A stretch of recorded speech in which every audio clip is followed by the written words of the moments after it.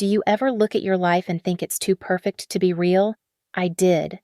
I had the Silicon Valley husband, the penthouse overlooking the bay, the high-flying career, until one Tuesday afternoon, when I decided to leave work early.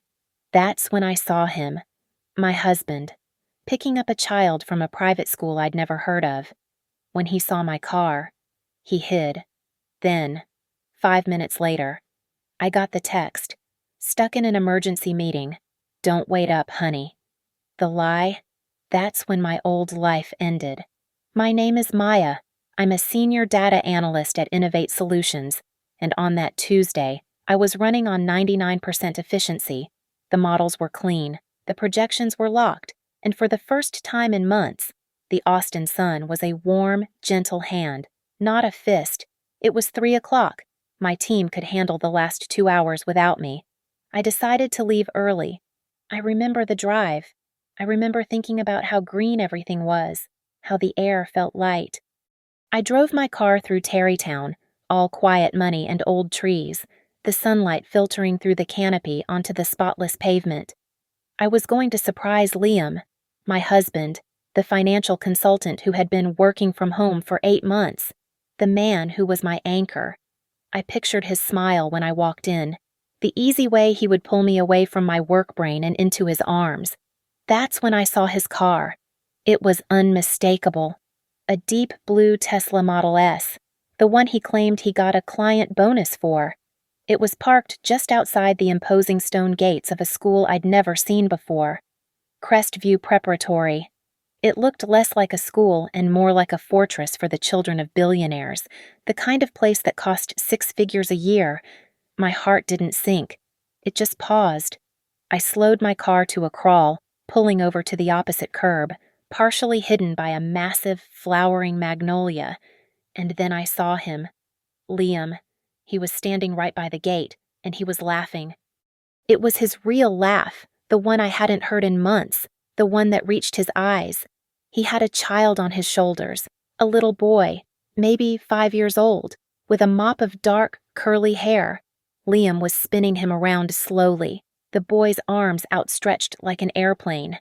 It was a perfect picture, a father, a son, a moment of pure, unguarded joy. I watched them for a second, my mind trying to build a story that made sense. A client's child, a nephew I'd never met. Then Liam turned, his eyes sweeping the street as he set the boy down. He saw my car. I have analyzed data streams my entire career. I know how to spot an anomaly, a deviation from the pattern. The change in Liam was the most violent data shift I had ever witnessed. His smile didn't fade, it was wiped clean. His face froze, and in its place was a look of pure, unadulterated panic. It was the look of an animal caught in a trap. He didn't wave. He didn't call out. He reacted. He grabbed the little boy by the arm, yanked him backward, and pulled him hard behind one of the massive stone pillars flanking the gate. I saw him crouch down, his hand clamping over the child's mouth, his eyes still locked on my car. He was hiding. He was hiding this child from me. I couldn't move. My hands were gripping the steering wheel so hard my knuckles were white. The air in my car felt thick, unbreathable. A woman emerged from the school gates. She was stunning, in that effortless, expensive Austin way. Sharp blazer, perfect hair, a look of casual command. She walked straight to Liam, who was still half hidden, and kissed him. Not a peck, a familiar, lingering kiss on the cheek that was almost a kiss on the lips. She ruffled the boy's hair. Liam said something, his face urgent, gesturing toward my car. They didn't wait. The woman, Liam, and the boy moved quickly, a tight, practiced unit, to a sleek black Rivian parked just ahead of the Tesla. They bundled the child in, and the Rivian pulled away from the curb with a silent, electric hum, speeding off. I just sat there. I watched Liam get into his own car, not even looking in my direction, and drive away in the opposite direction. My lungs burned. He has a child. My husband has a whole child. My phone vibrated in the center console, a ping that cut through the silence like a gunshot. I looked down. A text from Liam. Stuck in an emergency meeting at the office. This is going to run late. Don't wait up. Honey. Love you. I read the words. Stuck in an emergency meeting. He sent it right then. He sent it while he was running away from me. The air rushed out of me in a gasp that was almost a sob. It wasn't the boy. It wasn't even the woman. It was the lie. The casual, cold, instantaneous lie. The calculated cruelty of it. He saw me. He hid from me. And then he typed out a message to make me a fool. That was the moment I knew. The man I married was a stranger, and my life, the one I'd left work early to enjoy, was over. I don't know how long I sat there by the side of the road.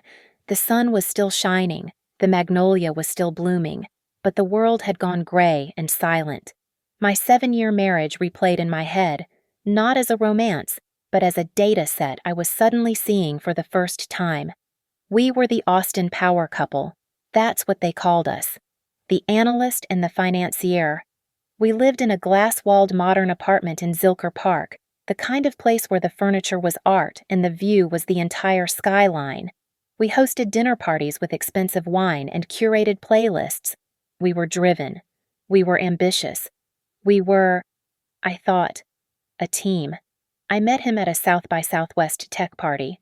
He wasn't a tech guy, but he moved through the crowd with an easy charm, a shark in a sea of hopefuls. He was all ambition and charisma, a stark contrast to my quiet, logical mind. He said he loved my brain, loved that I saw the world in patterns. I loved that he made the world feel loud and bright. Our life was a carefully constructed narrative. Late nights at our respective offices, followed by even later dinners at home, sharing a bottle of ridiculously priced Cabernet. We talked about the future, about building an empire, about the trips we would take, the board seats we would one day hold. It was all about us.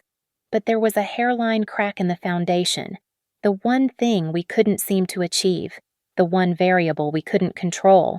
We'd been trying to have a child for 4 years. It was a silent, private grief that underpinned everything.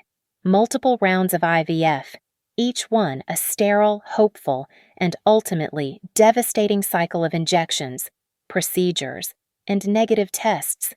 I remember the last time, the final failure, the doctor's clinical, gentle voice on the phone.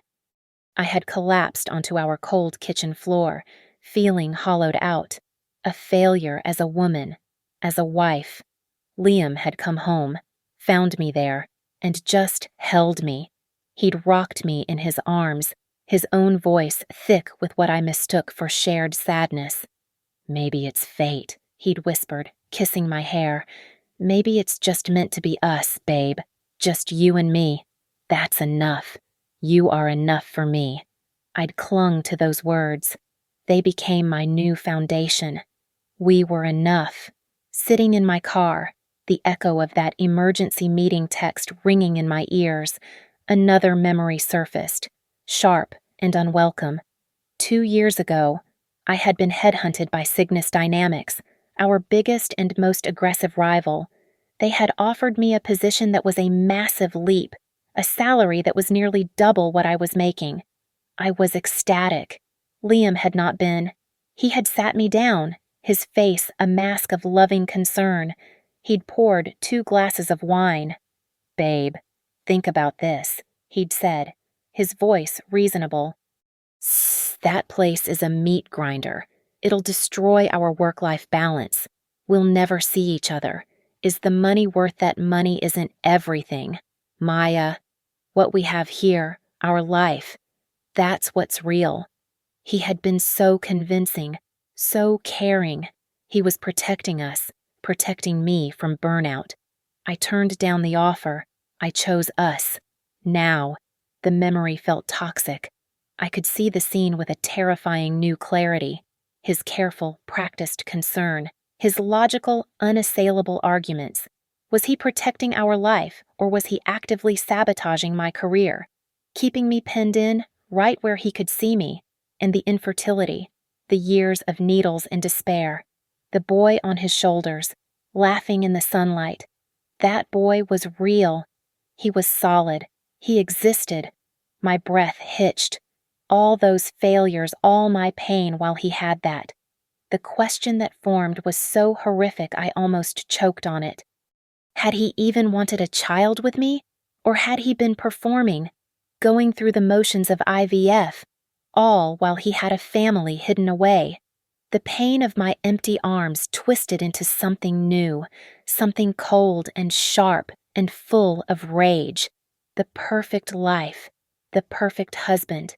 It was all a perfect hollow lie. I couldn't go home.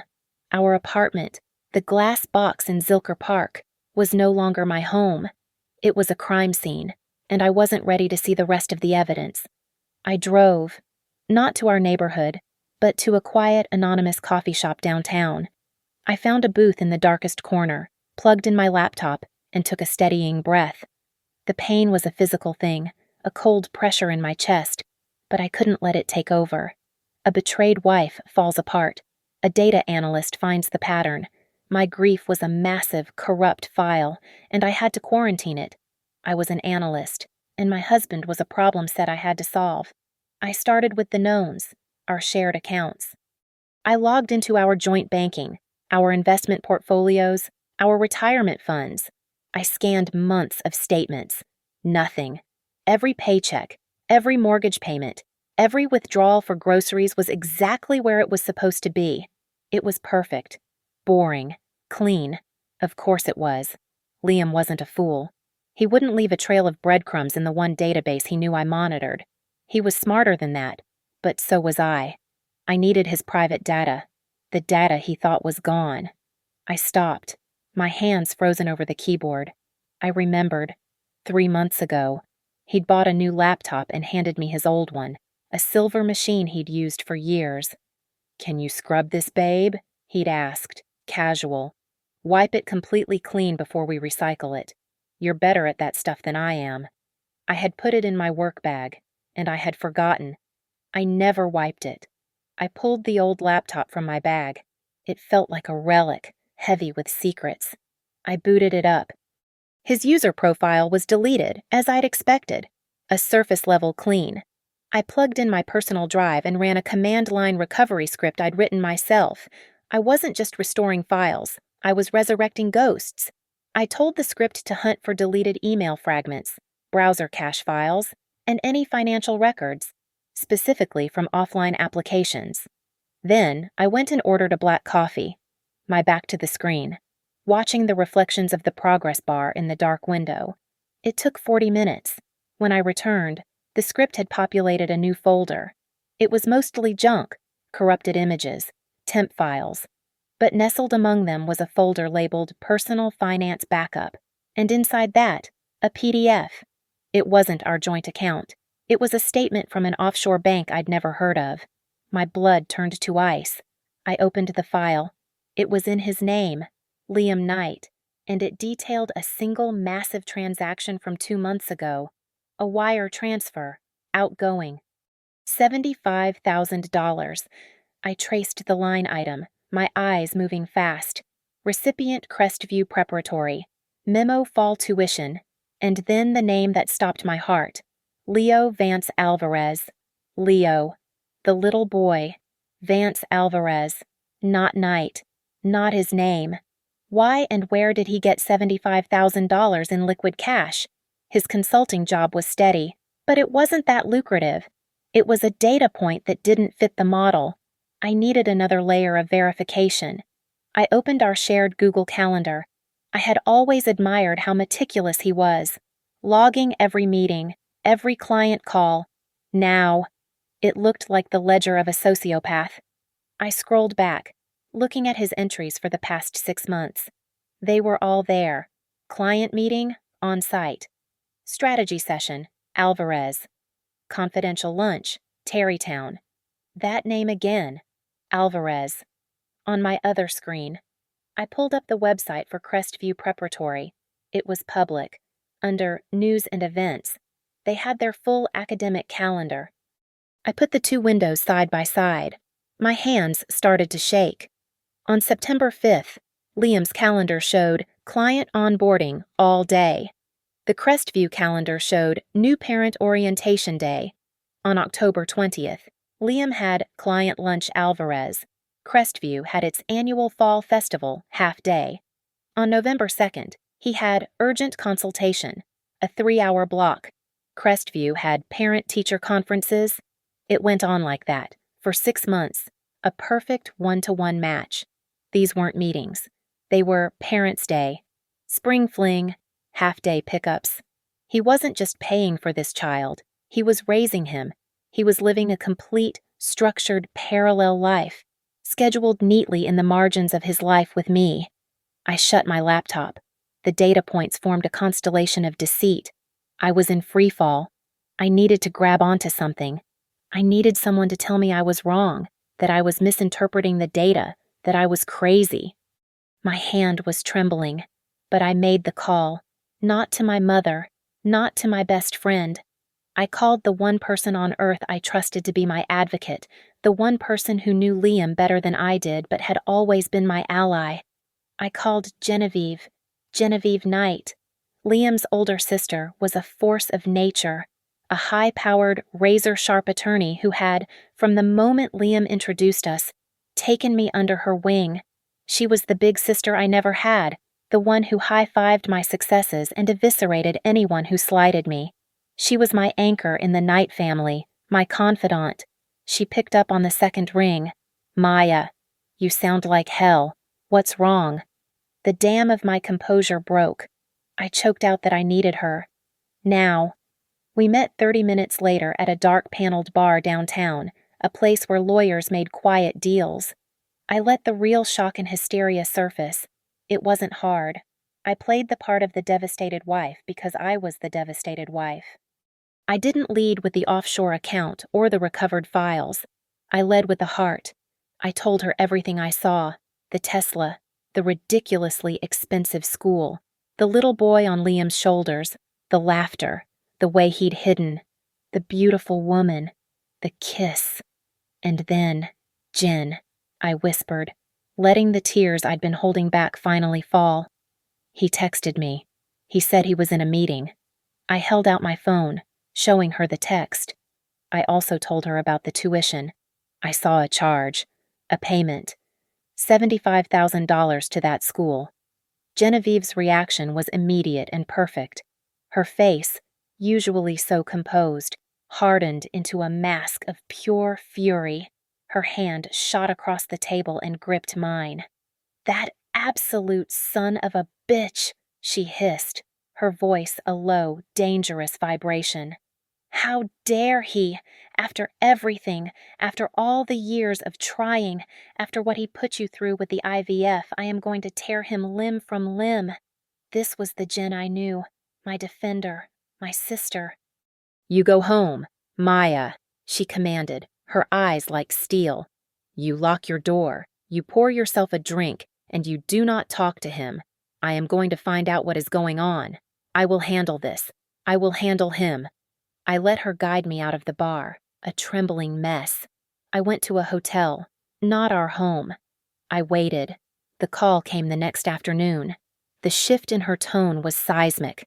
The cold fury was gone, replaced by a bright, breathless wave of relief. "Maya, thank God, oh my God, you are going to laugh. Well, maybe not laugh, but you are going to be so relieved. It is all a massive, insane misunderstanding." I gripped the phone, my knuckles white. "What do you mean?" "Okay, so," she began, the words coming fast. "Liam is in a terrible position. He is bound by the most insane NDA you can imagine. He's been managing the portfolio for a new client, a massive one, a billionaire named Alvarez." My blood went cold.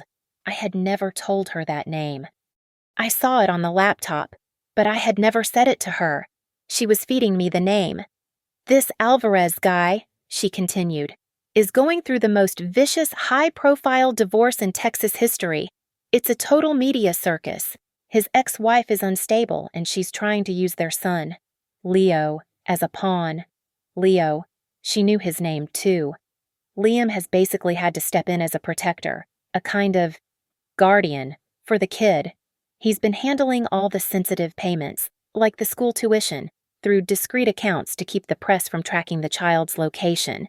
He's trying to keep the boy safe. It was a beautiful story, airtight. It explained the money. It explained the name. And the woman you saw, Serafina, she added, that's the billionaire's new partner. She's been helping Liam coordinate. When Liam saw your car, he absolutely panicked. He knew how it looked, but he legally cannot speak about this to anyone, not even you.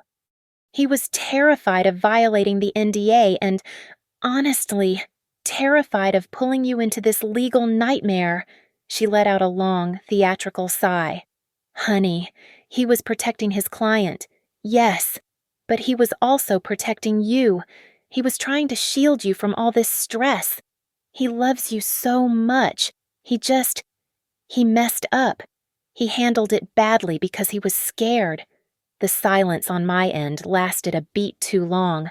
I forced a sob of relief. Oh, Jen, I whispered, playing my part.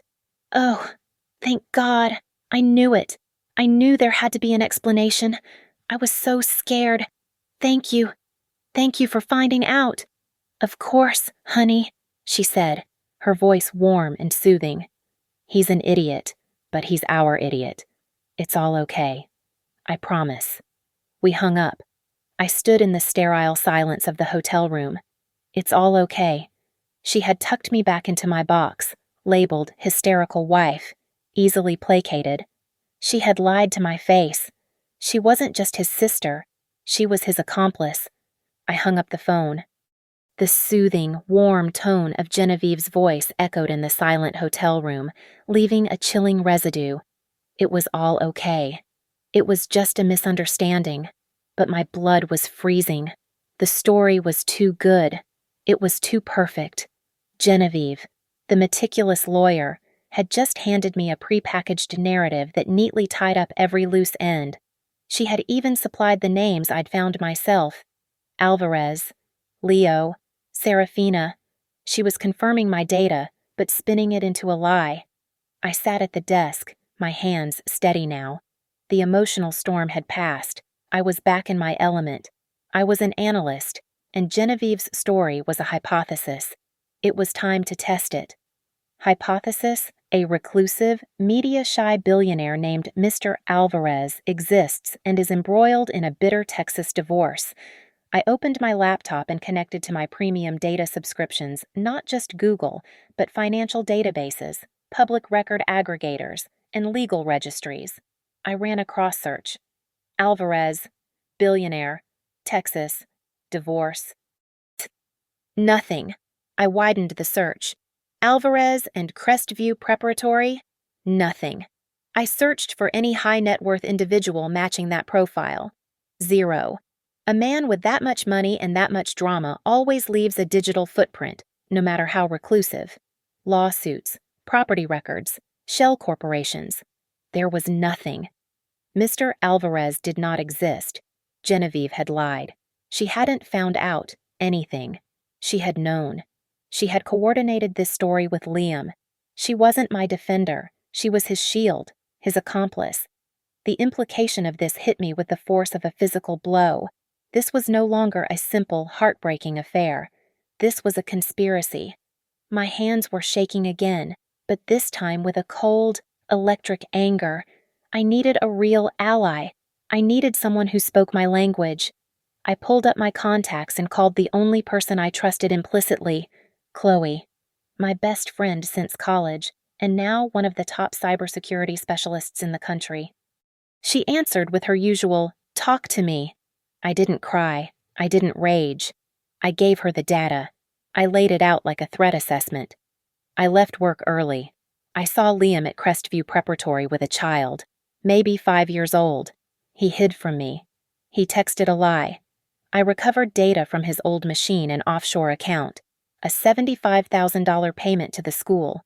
The child's name is Leo Vance Alvarez. I confronted his sister, Genevieve. She fed me a cover story about a non-existent billionaire named Alvarez. using all the names I'd found. She's in on it. There was a long pause on the line. When Chloe spoke, her voice was pure ice. Maya, they are gaslighting you. This is a coordinated deception. His sister is the firewall. Good. We'll burn the firewall and the whole damn server room with it. I'm on my way. Chloe arrived at my hotel room in 20 minutes, a backpack slung over her shoulder, her eyes already bright with the hunt. Okay, she said, plugging in her own laptop. The billionaire is a lie, which means the NDA is a lie, which means the reason for him being at that school is the real one. He's the father. Stepfather, maybe, I corrected, my voice hollow. The name was Vance Alvarez. Let's find out, Chloe said. Crestview. It's an elite school. Elite schools have insecure parent portals. It's a universal law. And I have an asset. She made a quick call. Hey, Sarah. Yeah, it's Chloe. I have a really weird, really important favor. I need your login for the Crestview portal. No, your kid's fine. This is corporate espionage level weird. I'll buy you a car. Just give me the login. She muted the call and looked at me. My old college roommate. Her kid is in 3rd grade there. A second later, she was typing. We're in. Chloe's fingers flew across the keyboard, navigating the school's clunky, pastel-colored interface. She found the student directory. Search, she commanded. Leo Vance Alvarez. I said. A profile popped up. A small, smiling school picture of the boy I'd seen. My breath caught. Okay, let's look at the student file. Chloe murmured. Contact information. Emergency contacts. She clicked. And there it was. Mother Serafina Vance. Emergency contact 1. Serafina Vance. Emergency contact 2. Liam Knight. My eyes locked on the word next to his name. The word in parentheses. Stepfather. I felt a wave of nausea. Stepfather. So, Serafina was the mother. Liam was the new dad. They're a package deal, Chloe said, her voice grim. But we need more. We need proof they're presenting as a unit. This is good. We need something undeniable. She clicked over to the Events tab. Photo galleries. She found the most recent one, the Crestview Annual Spring Gala. It was from 3 weeks ago. She started clicking through the photos. Parents in black tie, fake smiles, champagne flutes.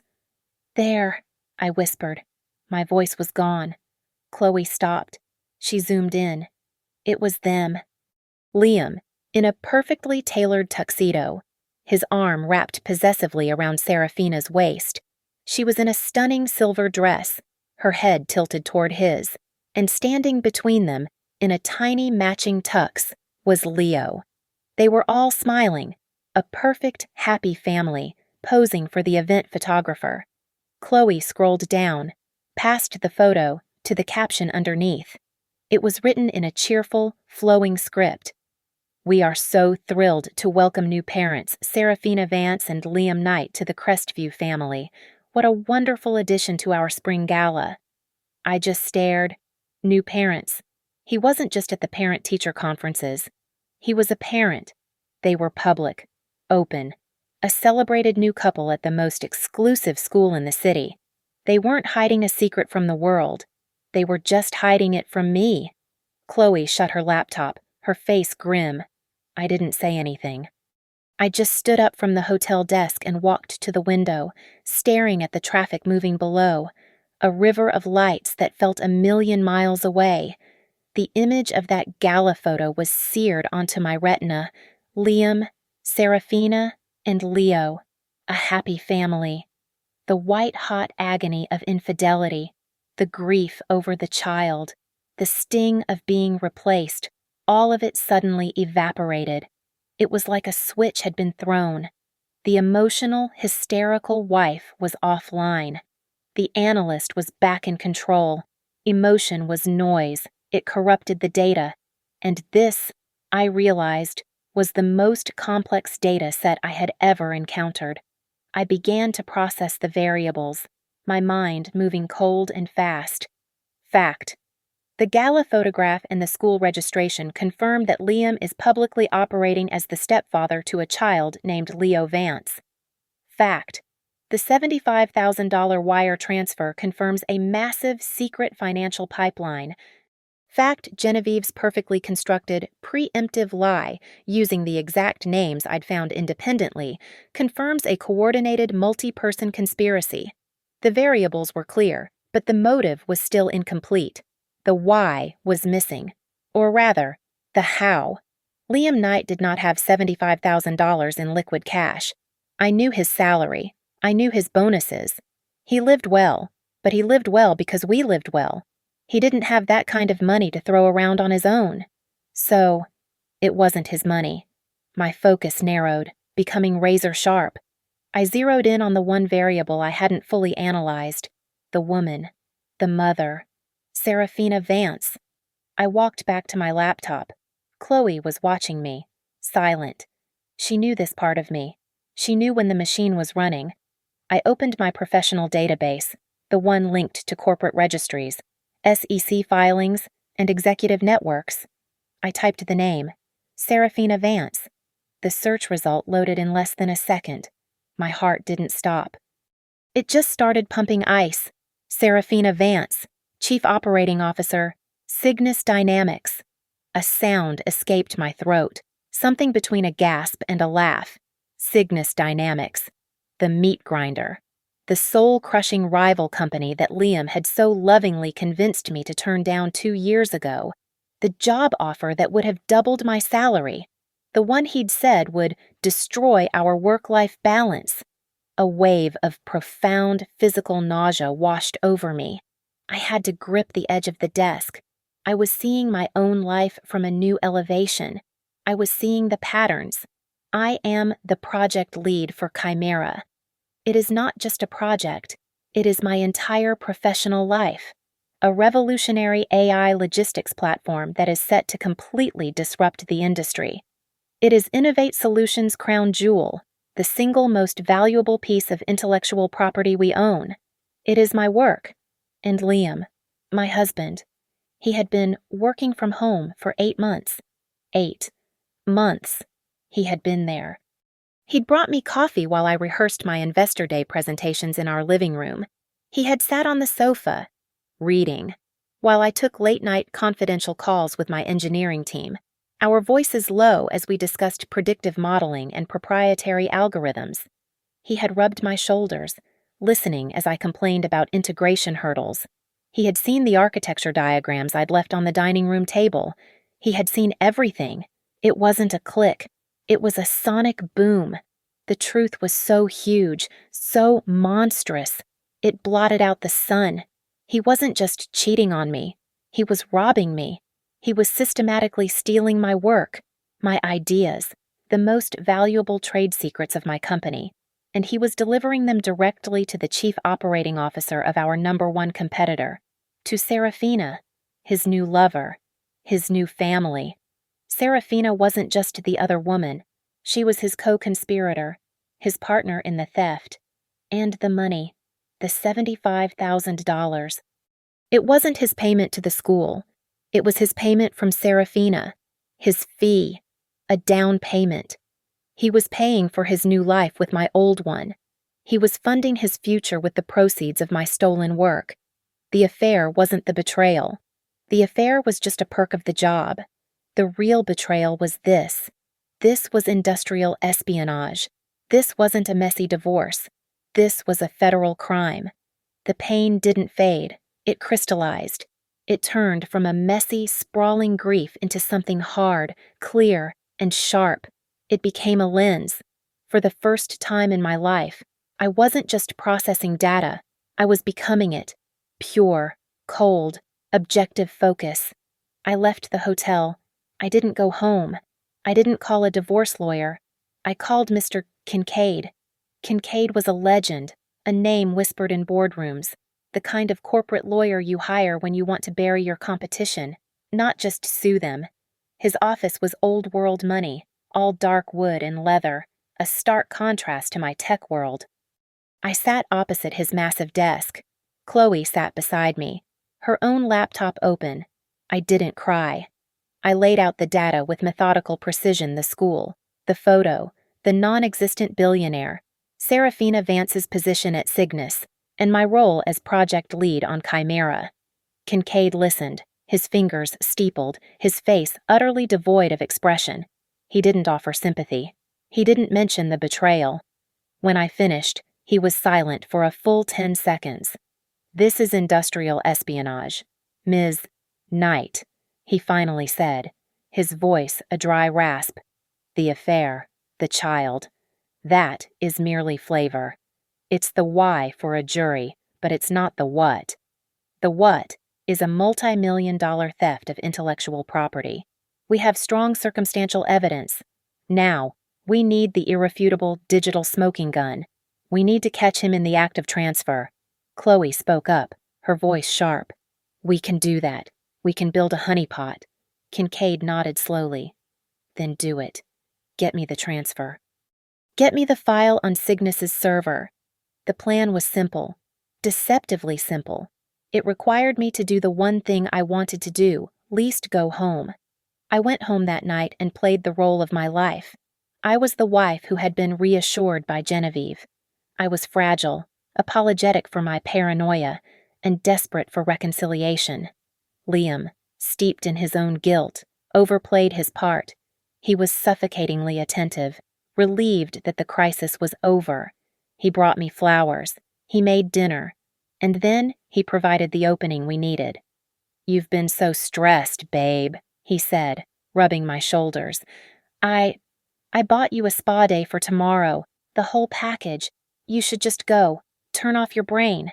Let me take care of you." "Oh, Liam," I whispered, leaning back into his touch, my skin crawling. That's so sweet. I don't know what I'd do without you." The next morning, I rushed to get to my appointment. In my haste, I left my work laptop on the dining room table, open. Logged in. The moment I was in my car, I put in an earbud and dialed Chloe, who was parked 3 houses down in a nondescript van, monitoring our home network traffic. "I'm clear," I said. "The trap is set." "Good," she replied, her voice all business. "Now go get a massage. I'll let you know when the rat enters the maze." I sat in a plush robe in a silent, lavender-scented, quiet room, my heart hammering so hard I was sure the woman next to me could hear it. My phone was hidden under my robe, the line open. For 2 hours, nothing. Just the sound of Chloe's quiet breathing and the occasional tap of her keys. Then, her voice, low and urgent in my ear. "He's in. He's on his personal device, and he's poking our network." I closed my eyes. "What's he doing?" "He's pinging your laptop. He's in. He's accessing your desktop remotely. He's in your main work directory. Yes, he's in the Project Chimera folder." I could picture it.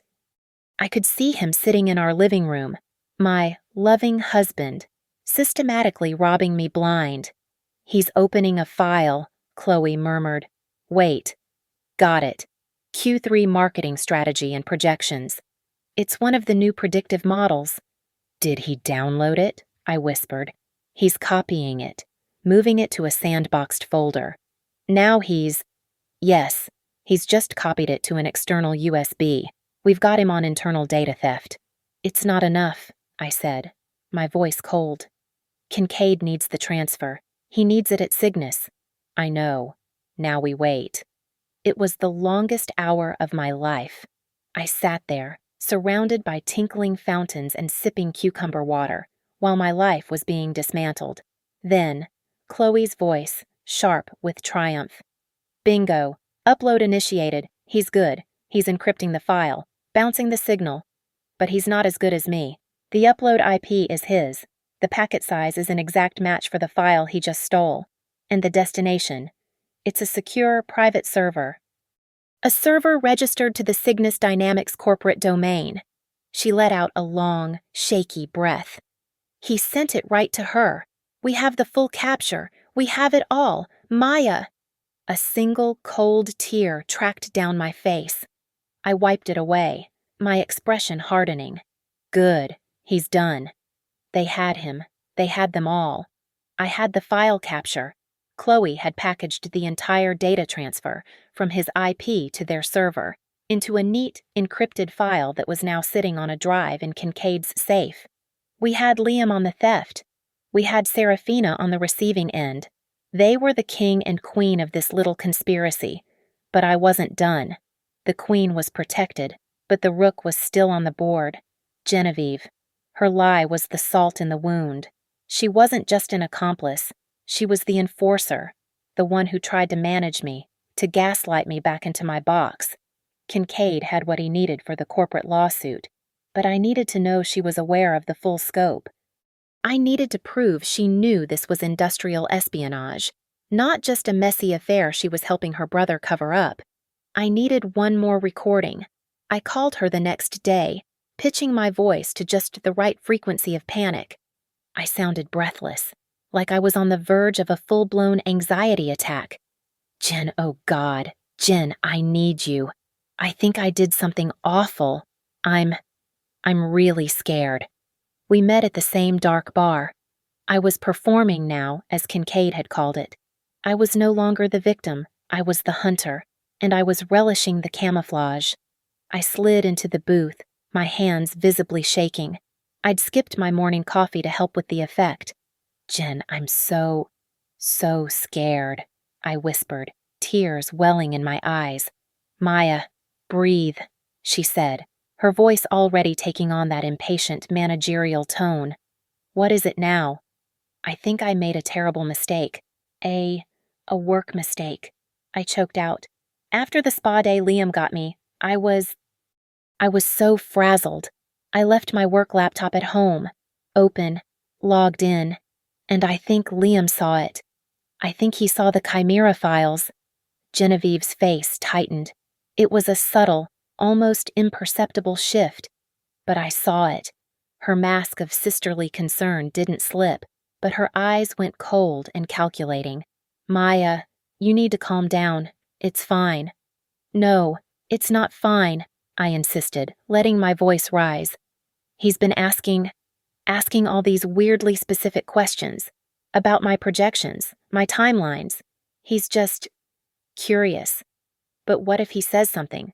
What if he tells that client, that Alvarez guy? What if he accidentally violates that NDA? We could all be sued. I had laid the trap. I was framing my only fear as a legal one, a violation of the story she had fed me.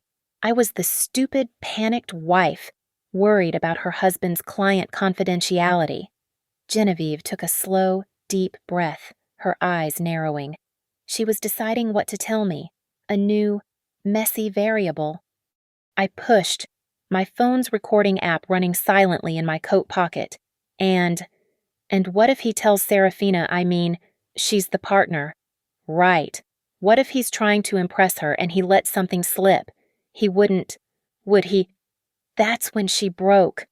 The mask of patience shattered. She leaned across the table, her voice dropping to a low, furious hiss. Listen to me, Maya, and listen very carefully. You are going to stop this. You are going to forget you ever saw that file open. You are going to forget he asked you any questions. Liam knows exactly what he is doing. Her eyes were like chips of ice. This project he is working on, this is going to set them all up for life. Do you understand me, Serafina, Liam, the boy, and you, too, if you just stay quiet? My heart hammered. There it was. Project. Set them all up for life. This wasn't about an NDA. This was about a payday. He is securing your future, she snarled, grabbing my wrist. He is finally getting what he deserves, what you deserve. So you are going to be a good wife, and you are going to keep your mouth shut. Do you understand me? The trap had sprung. She had just admitted to knowing about the financial motive. She had just confirmed this was a project, not an affair. She had just threatened me into silence to protect a criminal conspiracy. I let my face crumple, this time in a flawless performance of relief. The tension flooded out of me. I let out a shaky sob. "Oh, Jen," I whispered, my voice trembling. "Oh, God. Okay, okay. I didn't know. I was just so scared. Yes, if you're sure. If you're sure it's okay. I trust you. I always trust you." I watched her settle back into the booth, the mask of the loving, protective sister sliding back into place. "Good," she said, patting my hand, her confidence restored. "That's my girl. It's all going to be fine." I nodded, wiping my fake tears. "Thank you, Jen." I left the bar, my hands steady, the recording secure. I had her. She had just buried herself. I brought the recording to Kincaid's office. He had requested I bring one other person, my boss, the CEO of Innovate Solutions, Marcus Thorne. Thorne wasn't a mentor. He was a titan, a man who had built his company from nothing by being smarter, faster, and more ruthless than everyone else. I had briefed him on the initial theft, and his fury was a cold, controlled burn. Now, I was bringing him the accelerant. We sat in Kincaid's sprawling conference room, the air still and heavy. I didn't offer a preamble. I placed my phone on the center of the dark mahogany table and pressed play. We listened in silence. We heard Genevieve's voice, sharp and cold, cutting through my performance of panic. We heard her confirm the project. We heard her talk about how it would set them all up for life. We heard her command me to just stay quiet. When the recording ended, I pressed stop. Kincaid, the lawyer, simply nodded, his face impassive. He had his proof of a criminal conspiracy. Marcus Thorne, my CEO, was different. He was quiet for a long time, staring at the phone as if it were a live grenade. Then he stood up, walked to the floor-to-ceiling window, and looked down at the Austin skyline.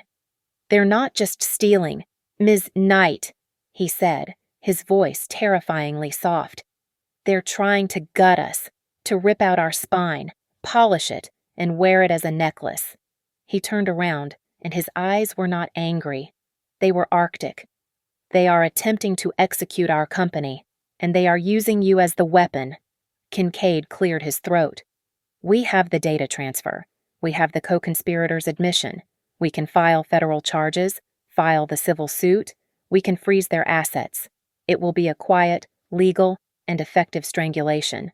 "No," Marcus said, his voice sharp. "Quiet won't do. They didn't just steal a file. They are planning to stand on a stage and announce our death warrant as their own innovation. You don't respond to that quietly. You respond with overwhelming, public, and catastrophic force." A slow, cold smile spread across Thorne's face. "And I know exactly the venue." The annual Austin Tech Summit was in 2 weeks.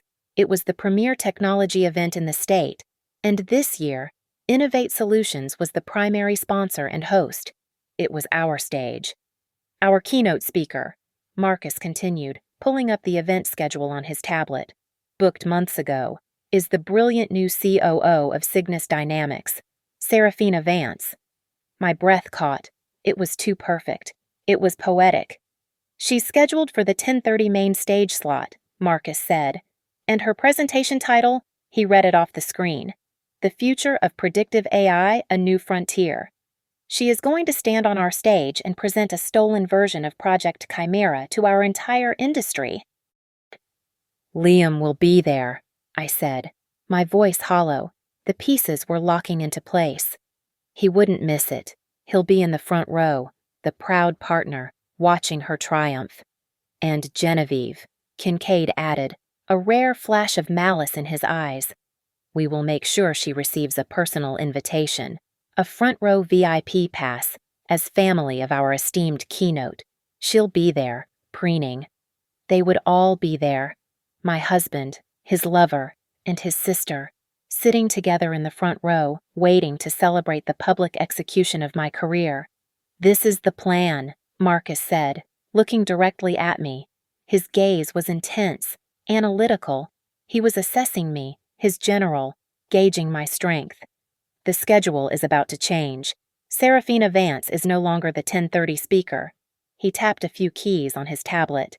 At 10 o'clock, in the slot immediately preceding the keynote, we have a new presentation.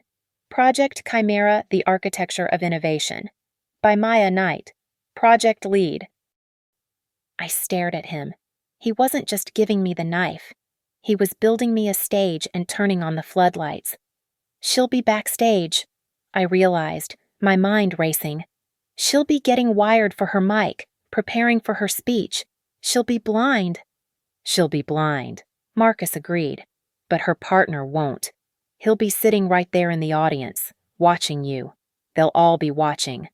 This wasn't just a lawsuit. It wasn't a divorce. This was a reckoning. The stage was set. The trap was baited. The curtain was about to rise. The hall was packed. I could see the glow of over 1,000 phone screens. Tech journalists lined the press pit, cameras ready. It was the biggest stage in Austin. I walked out from the wings, my heels clicking with a steady metronomic beat on the dark stage. The spotlight found me. I was calm. I was a data point. I was an executioner. I looked out, and I saw them. Just as Marcus had arranged. Front row, center, Liam, Genevieve, and Serafina. She hadn't gone backstage to prepare. She was here, front and center, to watch my opening act, to watch the woman she was replacing twist in the wind before her own triumph. They were all smiling. Liam looked nervous, but Serafina and Genevieve, their smiles were identical. Smug, condescending, bored, the look of predators who had already won. I stood at the podium. I took a breath. I began my presentation. The future of AI logistics. I talked about predictive models. I talked about efficiency. I talked about innovation. And then, 5 minutes in, I looked directly at the front row, directly at my husband. At Innovate Solutions, we believe in building the future, but some people prefer to steal it. I saw Liam's smile flicker. His hand, which had been resting on Serafina's knee, twitched. For the last 8 months, I continued, my voice amplified, filling every corner of the vast, silent hall.